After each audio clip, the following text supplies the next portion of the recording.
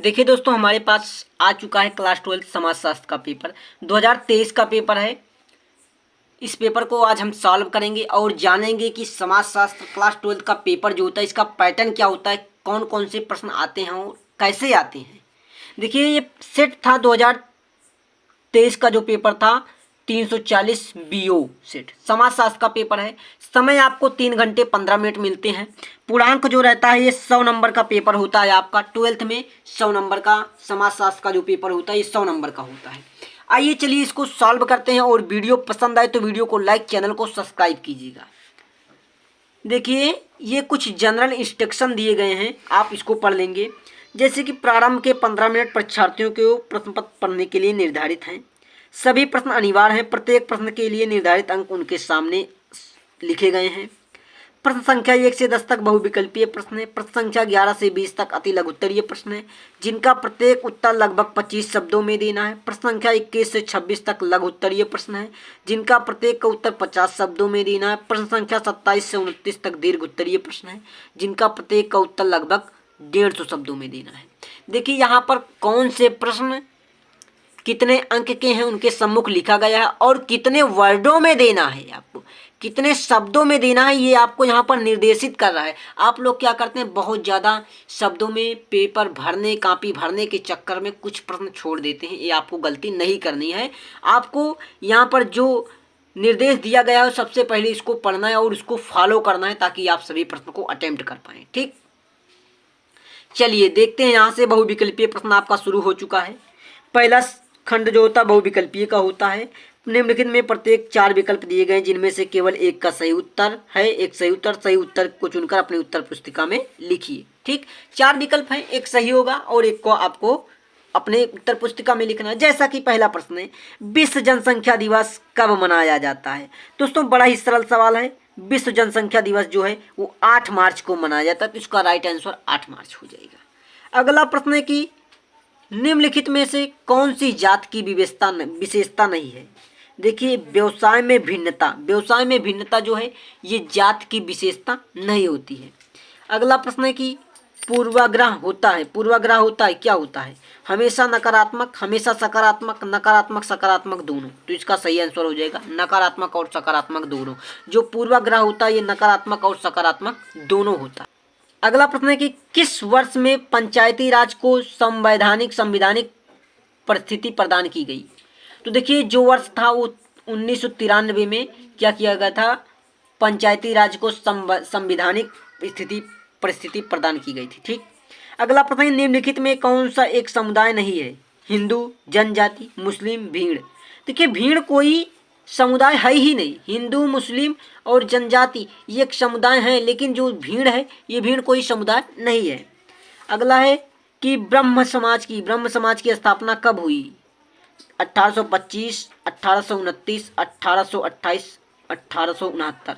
देखिए, ब्रह्म समाज की स्थापना 1828 ईस्वी को हुई थी। ठीक, अब अगला प्रश्न है कि जनजातियों को पिछड़े हिंदू किसने कहा। ये जो जनजातियां, इसको पिछड़े हिंदू किसने कहा है, तो इसको कहा है जी.एस. घुरिये ने जनजातियों को पिछड़े हिंदू कहा है। ठीक, अगला प्रश्न, चंपारण सत्याग्रह कहाँ हुआ था। देखिए दोस्तों, चंपारण सत्याग्रह जो हुआ था ये हुआ था बिहार में। बिहार ये भारत का एक राज्य है, बिहार, वहाँ पर चंपारण सत्याग्रह हुआ था। ठीक, अगला प्रश्न, हरित क्रांति का संबंध किस क्षेत्र से है। सब्जी उत्पादन, मत्स्य उत्पादन, दुग्ध उत्पादन या कृषि उत्पादन। देखिए, हरित क्रांति जो है वो कृषि से संबंधित है। कृषि उत्पादन के लिए हरित क्रांति हुई थी।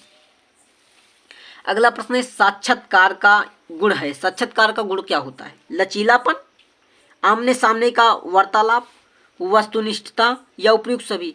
ये सभी गुण होते हैं। कौन से, लचीलापन, आमने सामने का वार्तालाप, वस्तुनिष्ठा, ये उपयुक्त सभी गुण होते हैं एक साक्षात्कार के गुण में, ये सभी आते हैं। तो इसका राइट आंसर डी हो जाएगा।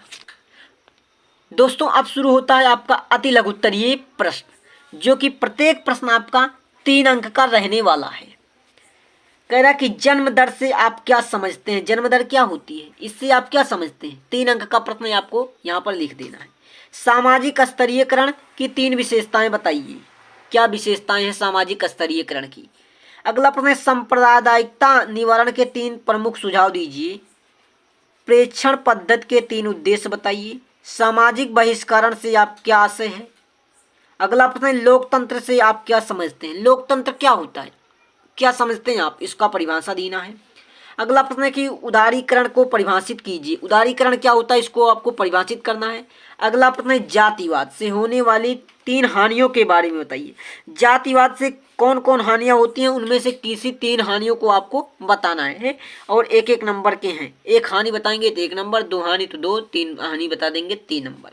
अगला प्रश्न है, जनजातियां, जनजातीय आंदोलन से आप क्या समझते हैं। जनजातीय आंदोलन क्या होते हैं, इससे क्या आशय होता है, इसको आपको लिखना है। अगला प्रश्न है कि ग्राम पंचायत के 3 कार्यों का उल्लेख कीजिए। ग्राम पंचायत जो होते हैं इनके कौन कौन से कार्य होते हैं, इनके किन्हीं 3 कार्यों को आपको उल्लेख करना है। ठीक, अब अगला प्रश्न यहाँ से शुरू होता है आपका लघुत्तरीय प्रश्न। यहाँ से लघुत्तरीय प्रश्न शुरू हो जाता है। जनसांख्यिकीय संक्रमण के सिद्धांत की व्याख्या कीजिए। अगला प्रश्न 22 नंबर का, दहेज प्रथा उन्मूलन हेतु उपायों का सुझाव दीजिए।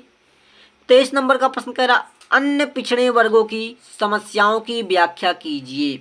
अन्य पिछड़े वर्ग जो हैं इनकी कौन कौन सी समस्याएं हैं, उनकी व्याख्या आपको करना है और प्रत्येक अंक देख पा रहे होंगे, आपको 6 अंक देने वाले हैं प्रत्येक प्रश्न। ठीक, अगला प्रश्न कह रहा है, सामाजिक परिवर्तन की 2 प्रमुख सिद्धांतों का वर्णन कीजिए।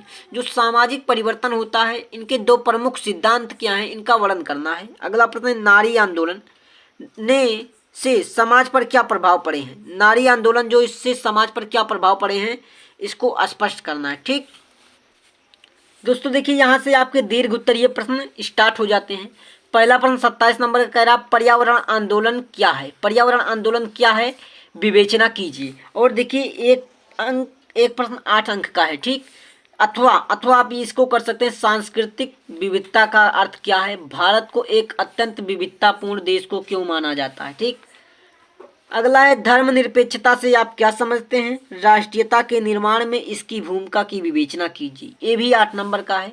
अथवा में आप कर सकते हैं, भूमिहीन कृषि मजदूरों के हितों की रक्षा करने के लिए सरकार ने क्या उपाय किए हैं। ठीक, अगला प्रश्न, दिव्यांगों की प्रमुख समस्याओं का वर्णन कीजिए। दिव्यांग के प्रमुख समस्याओं को वर्णन करना है आपको। अथवा में आप कर सकते हैं, आधुनिकीकरण से आप क्या समझते हैं, भारतीय समाज में इसके प्रभाव का मूल्यांकन कीजिए। ये भी 8 अंक का है। दोस्तों ये था आपका पेपर। अब यहाँ से देखिए इंग्लिश वर्जन चालू हो जाता है। जो बच्चे इंग्लिश में देना चाहते हैं पेपर, इंग्लिश में पढ़ना समझ को देखना चाहते हैं, तो उनके लिए इंग्लिश वर्जन दिया गया है। तो ओवरऑल आपने देख लिया है हिंदी में कि कैसा आपका पेपर रहता है, कितने अंक का पेपर रहता है, पैटर्न क्या रहता है। तो आई होप आप समझ चुके होंगे। तो वीडियो पसंद आई हो तो वीडियो को लाइक, चैनल को सब्सक्राइब कीजिएगा।